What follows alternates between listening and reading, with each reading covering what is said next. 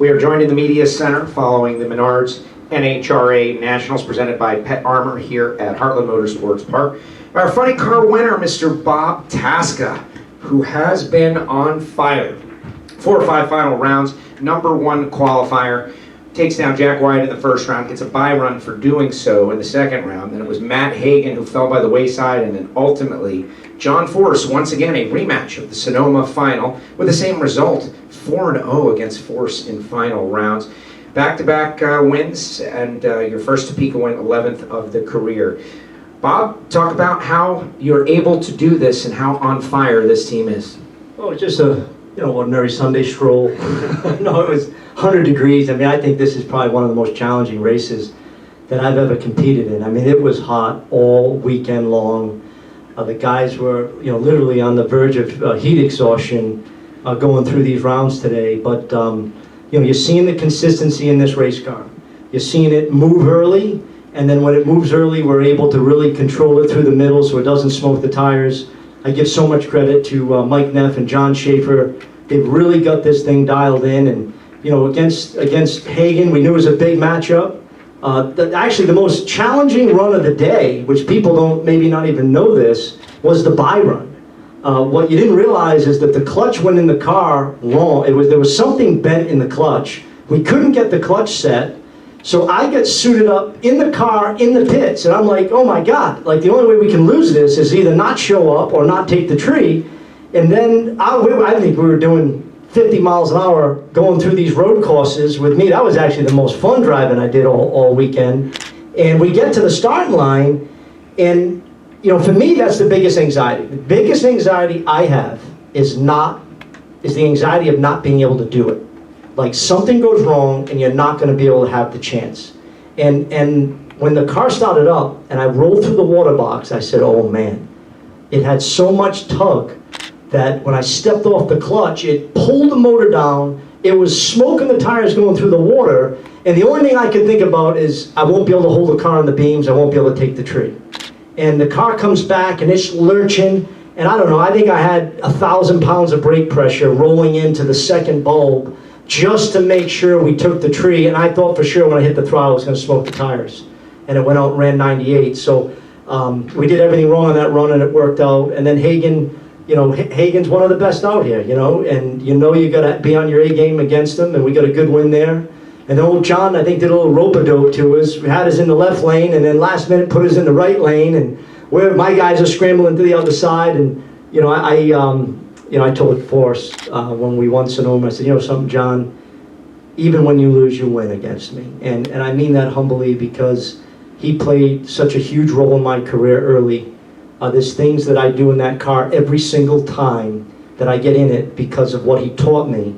And I went up there to do everything I possibly could to run him over and win that race, because that's the way he thinks, and that's what he's instilled in me. So, hey, I maybe got a little lucky against him, four wins in the final rounds, but there's nobody I have more respect for. To see what he does at his age and these type of conditions, we thought Seattle was tough. These conditions were tougher. He's superhuman. I've said it many times, and nothing but respect. But this team is out here to earn respect from every competitor that we compete against. Nobody gets it. You earn it. And I think what we've showed over the last 5 races, we are a contender for the championship. Only reason why we're out here, we're going to take one race, one round at a time. But we have a tune-up that will run with them when it's cool, and it'll run with them when it's warm. And that's what it takes to win a championship. We're going to open it up to members of the media. I do want to state, though, it wasn't back-to-back wins. It was 2 out of 3 victories. Correct. Sonoma and then here. Yes. Bobby Bennett, Competition Plus. Bobby, your question for Bob. Bob, you're a professional drag racer. You're expected to perform under all kinds of conditions, but what is it like when it feels? It's got to feel like 1,000 degrees in the car. You got sweat burning your eyes. You can't even see straight.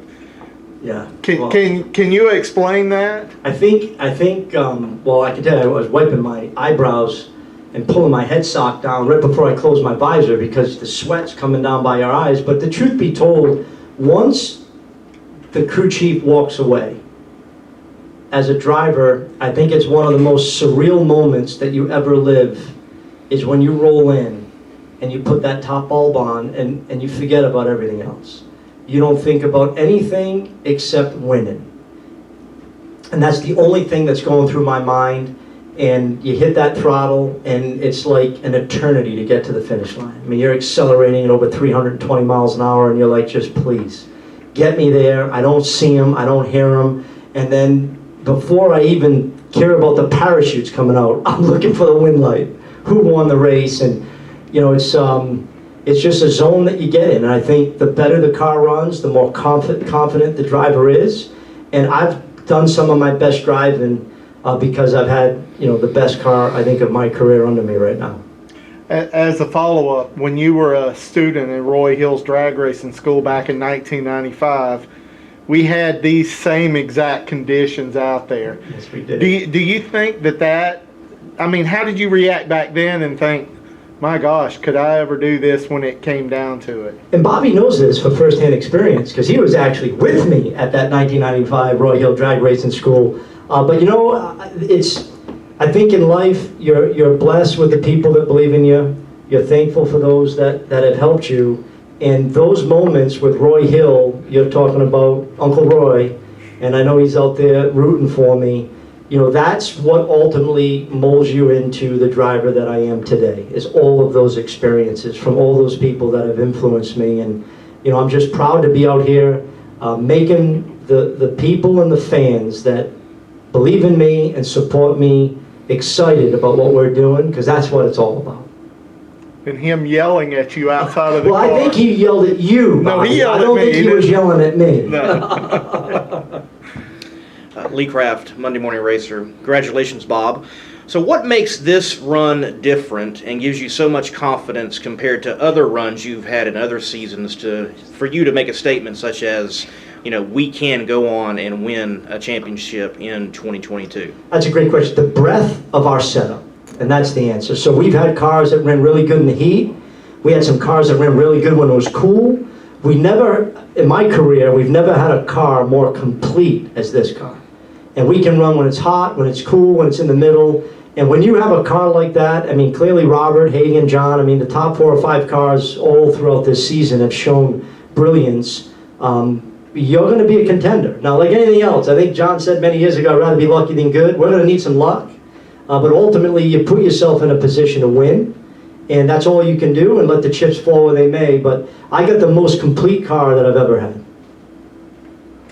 David Kennedy from National Dragster. You talked about John Force has given you some secret that you're using on him all the time. Has he come to ask you about what that secret is again, so that he can No, he knows what it is. All right, he knows what it is, and you know, he told me years ago. He said, "Kid, I think I just created my own assassin," and you know, maybe he has, but no, he's a special guy to me. So you have, as a follow-up, you have the driving technique that's working for you, it's giving you confidence. You got a car that's working for you, giving you confidence.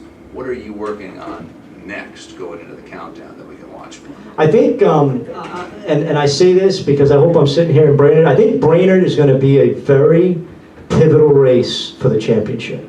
And I say that because look at the conditions that you're going to see out there. Going to be cooler, a lot cooler than we've seen in a while. And the track is awesome, absolutely awesome. And I think the teams are going to have a chance because we're going to run Friday, Saturday, Sunday. We're going to test. A lot of the teams are going to test Monday, get ready for Indy. But those conditions are going to be conditions we're going to see in the countdown. And we have some things that we need to work on with the race car when the tracks get really, really good. We've seen a little taste of it in Sonoma. I think we all saw some of the numbers that were put up in Sonoma.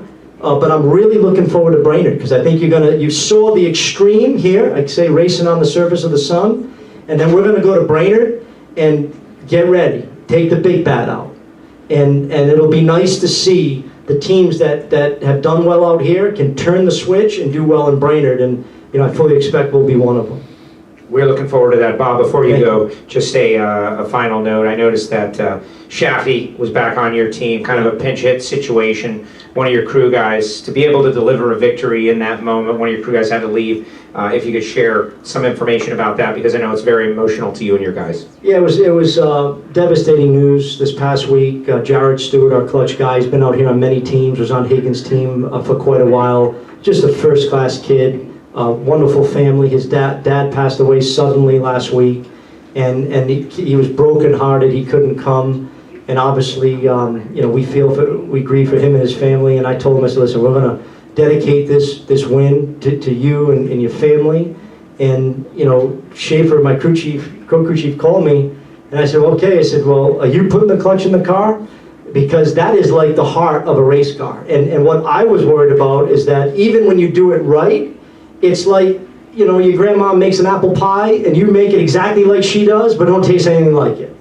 And John was able to get Shafty, and Shafty is a legend out here. I mean, he's worked out here for 20 plus years, been on our team, and it was the closest thing we could get to Jared. And John Schaefer worked closely with him, and hats off to Shafty. I mean, jumping in these conditions, and I joked with him, I said, you figure out how to do it? He said, forget, I retired in November, you already got me back working. He said, I've been doing it for 20 years. So, it was great having him there, and our hearts go out to Jared and his family. And happy birthday to my mom, it's her birthday today, so I wanted to get her Wally, and we did that. There you go, Bob. Congratulations. Thank you Your very funny much, car guys. winner here at the Menards NHRA Nationals, presented by Pet Armor.